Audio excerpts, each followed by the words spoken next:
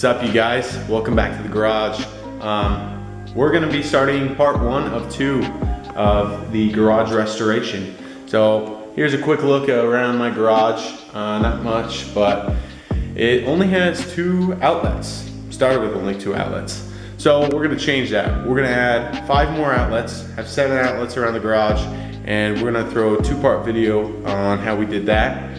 And following that video, we're going to get some of this mudding done and some new lights, and then we'll paint. We're gonna completely change this garage, make it look perfecto.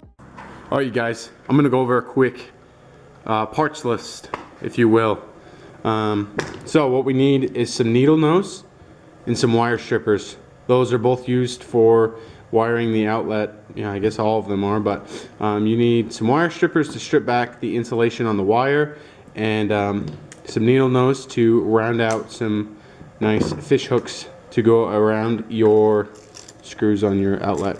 Hopefully we all know how to wire a outlet. If you don't, check out some other YouTube videos. That's how I learned. Pretty easy, they're pretty basic. You're gonna need a razor knife or some kind of blade to score the outside of this insulation in order to separate the 3 wires in there. Next, you also need a flathead screwdriver that is used for the faceplate, and the faceplate only. Then I use a Phillips number 2 on my drill to tighten down all screws when I'm working on and also to get the after construction boxes to go. So these are kind of cool, these after construction boxes. As you tighten that screw, this flips up, this tab, and it clamps the drywall between those 2 points. As you screw it, just tightens that down. Anyways, those are cool. So you'll need, of course, some outlets, 15 amp, 20 amp receptacles. I don't know what you want, whatever your circuit is.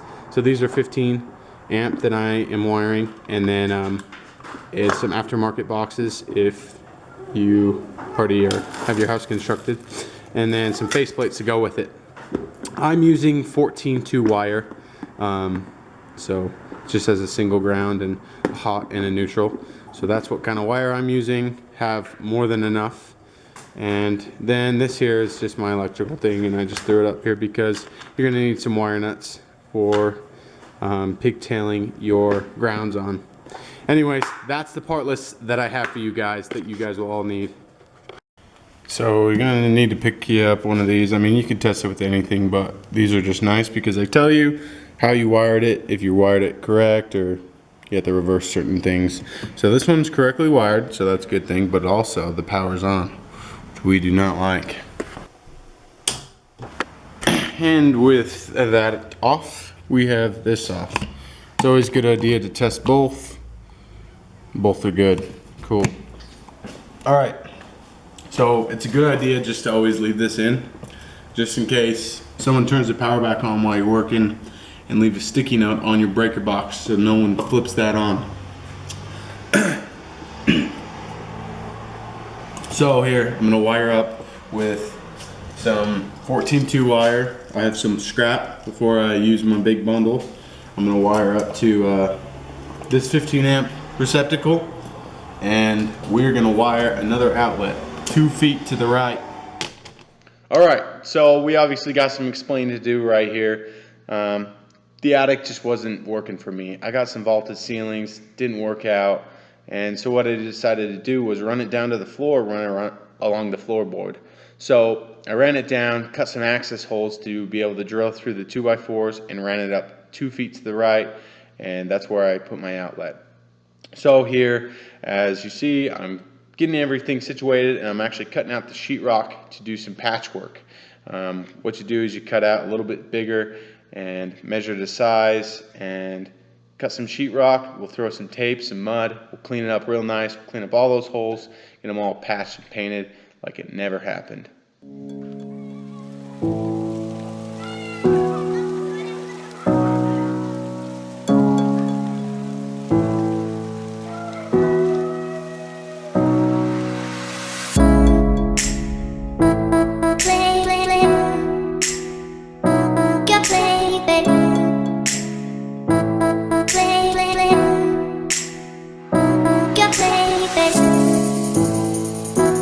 Play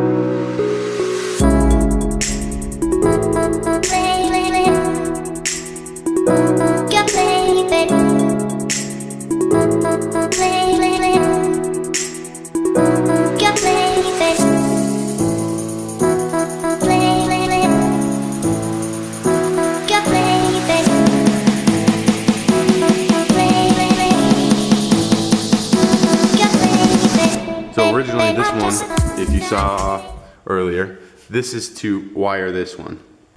So that's why that was there, but I patched it. And then, so what I did is I ran my wire down, and then I cut access holes to drill through 2 studs right here. Drilled through the studs. There's a fire block there, so I drilled another hole to get up and around that. And then I went up, wired it there. Those are both at 45 inches tall, and I drew a level line. My floor is basically level, so they were just pretty much straight across. So that was a super easy route. It honestly took less effort for me than to run it up into the attic, but I will be adding 220 into the garage, so I'm gonna have to go in the attic. So we'll fight that battle when it gets here. All right, so there we have it. There's the wrap of the electrical part 1 of 2. Stay tuned. If you guys are new here, be sure to hit the subscribe button, hit the bell so you guys can stay tuned with this full garage tour that we're going to be doing. Hopefully we can get it done before this winter. I want to get the paint on before it's freaking bone-nipping cold out here in northern Utah. We get a lot of snow and it gets real cold. And then I got to get some space heaters in here because we got our first rainstorm and it was nippy in this garage. I do have an insulated garage door and all the walls are insulated and the ceiling. So I think a couple of space heaters in here will go a long way. So that's got to come first. But I guess first is 2 more outlets with the next electrical video, some lights, and then we'll throw in a couple of space heaters so we can stay warm in here.